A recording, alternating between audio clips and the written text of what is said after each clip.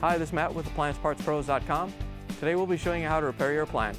Remember, anytime you work on an appliance, make sure it's unplugged or the circuit breakers are off so there's no chance of electrocution. Also make sure you turn off your hot and cold water supplies. In this video we're going to show you how to change out the Samsung washer water level pressure switch. It's going to be a very easy repair and should only take a few minutes to show you how to do it. If you already have one of these, great. If not, you can click on the link below or get it at AppliancePartsPros.com. When you open up the package, you're going to get the new water level pressure switch. The water level pressure switch tells the washer when it's at the right water level. The vendor should be changing it out if it's not filling, overfilling, or it's filling and not sending power to the motor to start the wash. In order to change the part, we have to go to the back of the machine.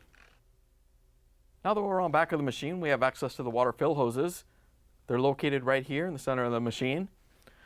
We're going to take off the hoses. If yours aren't labeled, make sure you label them so you don't mix them up. Then we're just going to use a pliers to break them free.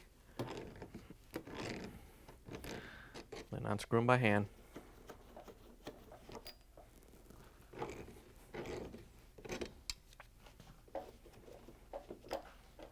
In order to change the part, we have to take this cover off. We're going to use the Phillip screwdriver to take out the two screws that hold it in.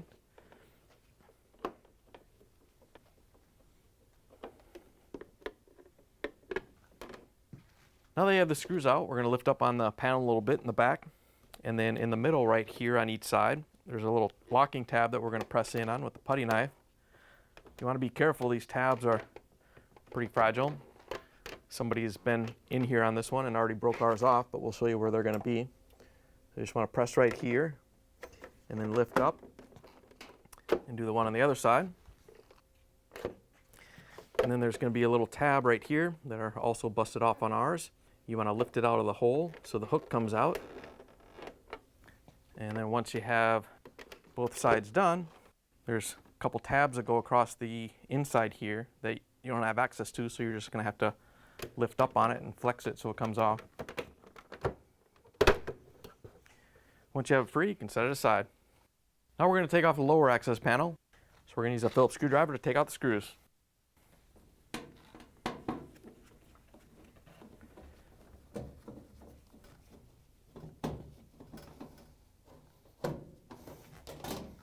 In order to get the access panel off, we're going to lift up on it so these tabs come up, and then pull the bottom out, and then pull the tabs out from the top.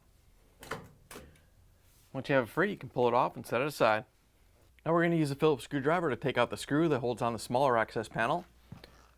Once you have it out, you just have to swing the panel off, set it aside.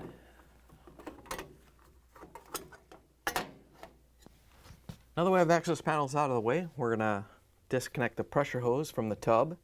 It's just held on the bottom by a little spring clamp. We're just going to pull that up.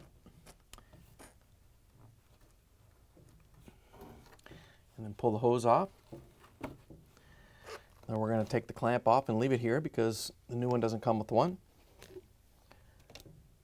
We're going to release this little locking tab right here, pull it out of this clip. Then we're going to follow it up and take it out of the next one. And the next one.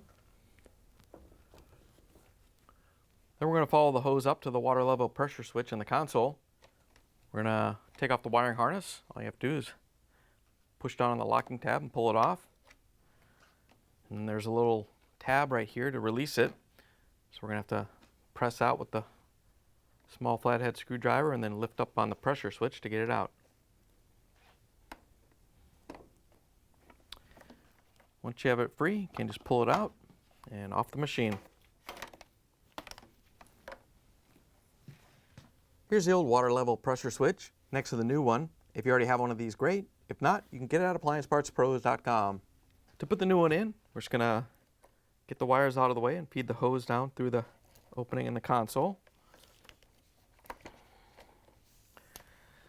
And then we're going to rotate the switch over so it's lined up like it needs to go in there. And we're going to press the back in, and then press down on the front to lock it in. Once you have it secure, we're going to grab the wire harness and plug it in. Once you have that on, we can route the pressure hose. To To route the hose through the clips, you just want to press on the little tabs and slide it in there so you don't damage the hose. We can follow down and do the second one, same way.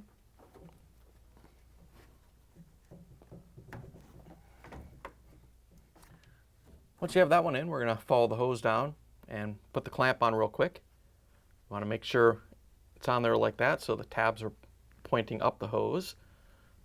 Then we're going to lock it into the last clamp. This is a locking one, so you're going to have to open up the clamp and snap it closed. And then push it onto the fitting on the tub.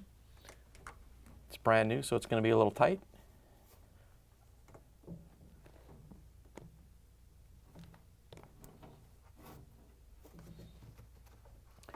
Just make sure the foam stays in the clamp.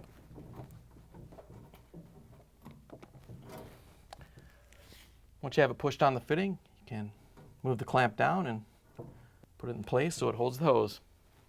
Now we can put the smaller access panel back on. Just want to line up these two tabs and push them in. Push it into place. Then we can use the Phillip screwdriver to put in the screw to hold it on.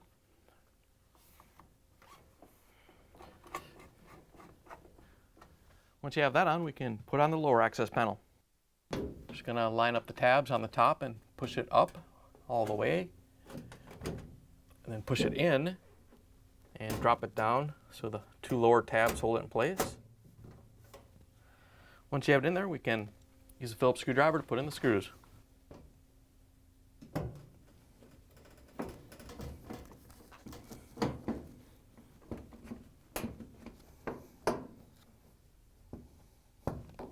Now that we have the lower access panel on, we can put the cover on.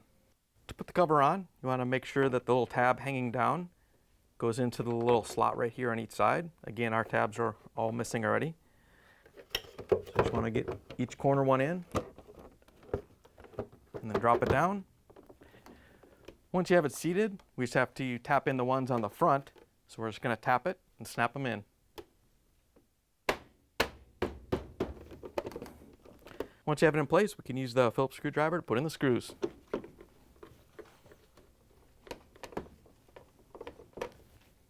Now we can put the fill hoses back on. Just want to make sure you get the hot on the hot and cold on the cold. Just gonna get them started by hand so we don't damage the threads. Then we can snug them down with the pliers so we don't get any leaks.